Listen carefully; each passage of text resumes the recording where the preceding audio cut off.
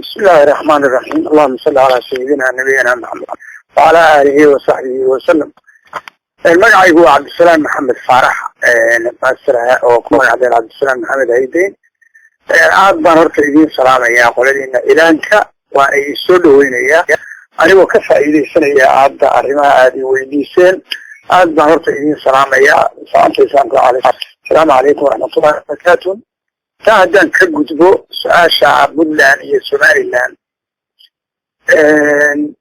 anigu dee horta marka midda kale waxaan qabaaba labada shabhadood inay isku mid yihiin baan anigu horta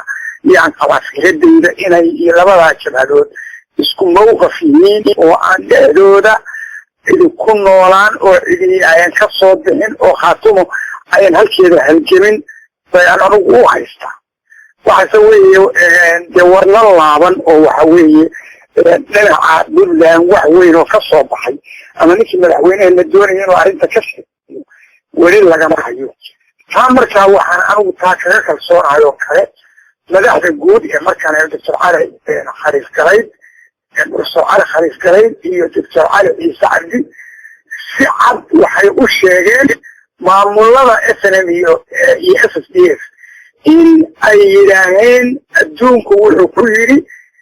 si cad buu ugu sheegay inay faragelin ku samayn karin anigu taasaan aaminsanay xagga Puntland waa ka baxay absala waxaa jira Somaliland iyadu hore waxay u sheegtay inay xuduudeeda ama ay soo xiranayso Puntland laftigeeduna iyadu waxay sheegtay inay xuduudda iyadu soo xiranayso deegaanada la isku haystaana waa deegaanada reer Khaatumo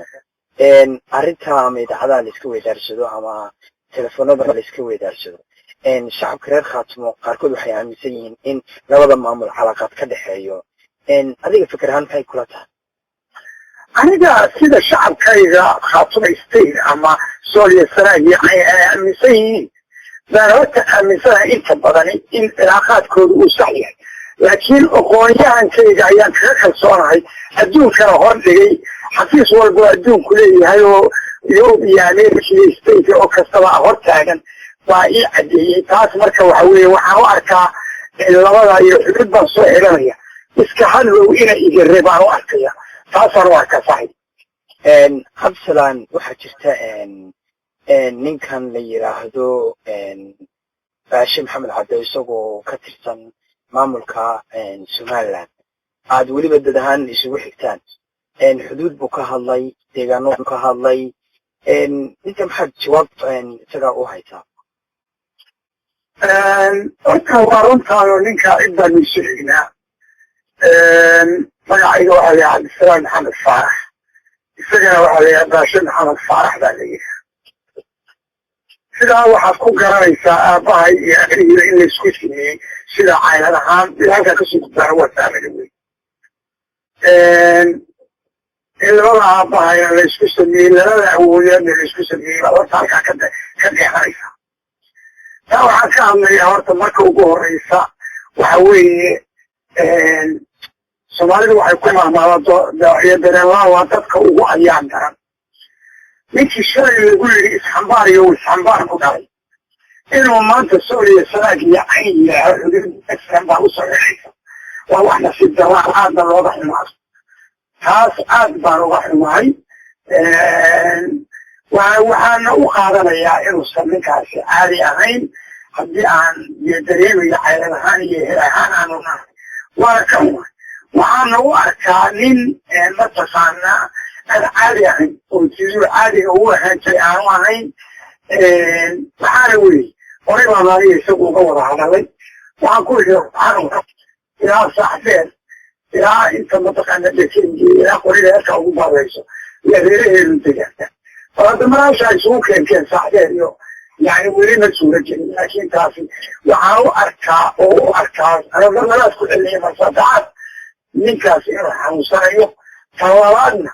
ummadda Khaatumo iyo Soomaaliya sanaag annaga arrinta xaal ka siinay xaal aan ilaa waanu ka siinay baraka shirkii Khaatumo 3 weli ma dhicin dhowr jeerna dib u dhaca ku yimid sababo badan awgood dad badan oo qurba joogana dalkii ku sugan yihiin dad badanna waa sugayaan maxaad idinku adigoo dee markaa matalaya shacabka reer khaatumo ama warba joogtaba shirkii khaatumo iyo arrimihiisii iyo dardargelintiisa arrimaha waxaad wax ka bixin kartaa aad baan horta kugu mahadcelinayaa taa markaan ka gudbo waxa weye shirku horta wuu dhacaya haddii ilaahay wuu dhacaya waxaase ku keenayaa wagcadda sida aan warar xasaasiya ku helay wagcadda laba qoys oo walaalaabaa wax ku kala gaareen mar horena wax ka dhiceen mar labaad shirkii labaadna wax ka dhiceen shirkii saddexaad intaan la gaarinna waa ogta in xasuuq loo geystay tale taa marka waxaan aqoon-yahanka ka dareemay amase wararka iga soo gaaraya aqoon-yahanku in ay rabaan inay iyar ka horreysiyeen labadaa qoys arrintooda inay meel saaraan kadibna shirku u socdo waad ogtahay doctor cali ciise cabdi wuxuu u baxay shir degdega muddo yar buu kusoo laabanayaa waad ogtahay professor cali khaliif wuxuu marayaa isagii ufuud badan uu hogaaminayo sool iyo cayn buu marayaa waad ogtahay saxdeer buu ka egyahay ilaa cayn buu soconayaa dadku wacyi gelinayaa si shirkana looga soo qayb galo ummadda aqoon-yahanka iyo odayaasha iyo isimada xalaashaana uu maaragtay u geliyo uu yihaa kale hawsha wax ka qabto adigu marka sidaasaan ogahay taasaan kuu xaqiijinayaa shirkuna wuu dhacayaa haddii ilaahay idmo ummadduna waa u heegantahay khaatumo aadna waad mahadsanti kaasi wuxuu ahaa cabdisalaan maxamed faarax cabdisalaan haydeyn